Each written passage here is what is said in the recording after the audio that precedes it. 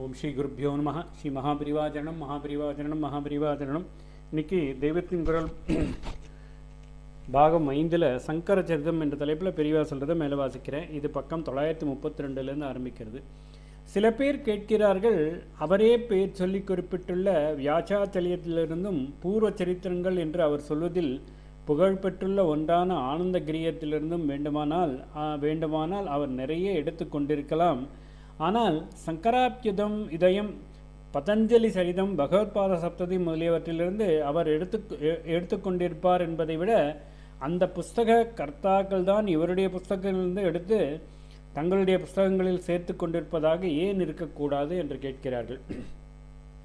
ஆனால் அவரே தான் ஸ்பஷ்டமாக அநேக நூல்களிலிருந்து திரட்டியதாக சொல்லியிருக்கிறாரே. அது மாத்திரமில்லை, சங்கர விஜயங்கள் என்பவை காவிய ரீதியில் எத்தனை ரசமாக எழுதப்பட்டிருந்தாலும் அவற்றுக்கு காவியம், கிரந்தம் என்றுதான் முக்கியத்துவம்.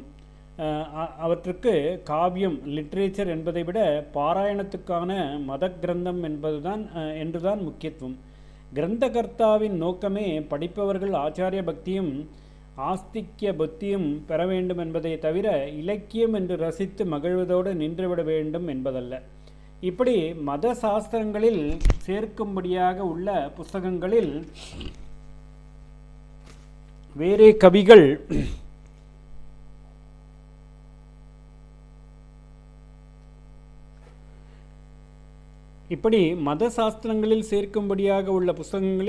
கவிகள் சொன்னதை நாம் எடுத்து கையாண்டால் கௌரவஹானி இல்லையா என்று கேள்வி எழும்புவதில்லை. நம் பர்பஸ் ஜனங்கள் பக்தியுடன் படித்து பாராயணம் பண்ணக்கூடியதான ஒரு கிரந்தத்தை கொடுப்பதுதான். அதற்கு எது உதவுமானாலும் அதை பிரயோஜனப்படுத்தி கொள்ள வேண்டியதுதான் என்றே நினைத்து ஃப்ரீயாக மஸ்த புத்தகங்களிலும் எடுத்துக்கொள்வார்கள். ஆனால் ராஜசூடாமணி தீட்சிதர், ராமபத்ர தீட்சிதர், ஜெகநாத கவி முதலியவர்கள் கவிகள் என்றே பெயரெடுத்தவர்கள். காவியங்கள் என்ற முறையிலேயே தங்களுடைய புஸ்தகங்கள் பெயரெடுக்க வேண்டுமென்று ஆசைப்பட்டவர்கள்.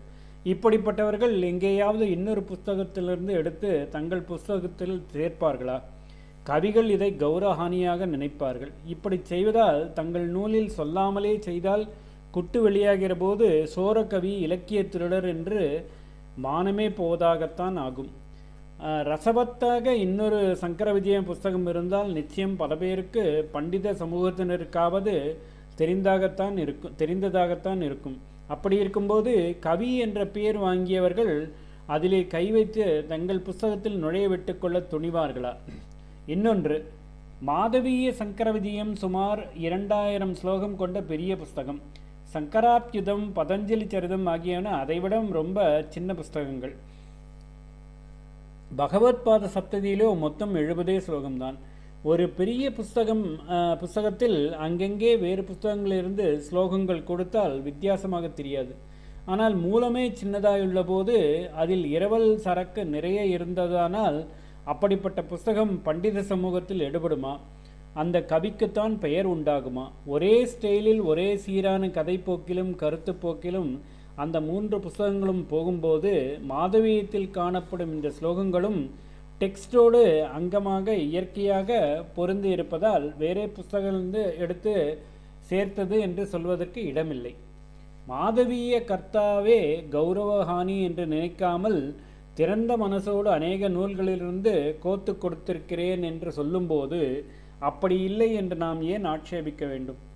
வியாசாச்சலியம், அந்த புஸ்தகத்திலிருந்து தெரிவது வியாசாச்சலியத்துக்கு நிறைய பிராமான்யம் உண்டென்பது. அச்சலம் என்றால் மலையல்லவா?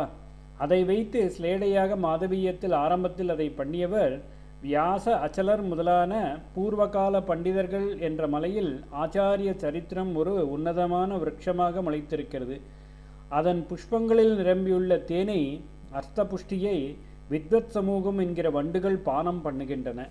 உச்சத்தில் உள்ள அந்த புஷ்பங்களில் என் சிற்றறிவு என்ற குட்டையான துரடுகோலுக்கு எட்டுகிற கொஞ்சத்தை மட்டும் ஈஸ்வரஸ்வரூபமான குரு ஸ்மரணையோடு பறித்து மாலையாக தொடுத்து இந்த சம்ஷேப சங்கர விஜயமாக தருகிறேன் என்று சொல்லியிருக்கிறார். இந்த உபமானம் சொல்லி இதே வியாசாச்சலியத்தை கோவிந்தநாதரும் தம்முடைய சங்கர விஜயத்தில் கொண்டாடி இருக்கிறார்.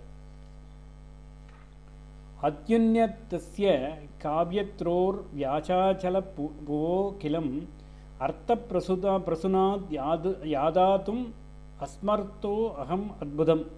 வியாஜாச்சல பூமியில், அதாவது வியாஜச்சல அச்சலமாகிய மலை நிலத்தில் மிகவும் உயர்ந்த காவிய மரமாக ஆச்சாரிய சரித்திரம் முளைத்திருக்கிறது. அதன் அர்த்தமாகிய அற்புத புஷ்பத்தை பறித்து வர நான் சக்தியற்றவன் என்று அர்த்தம்.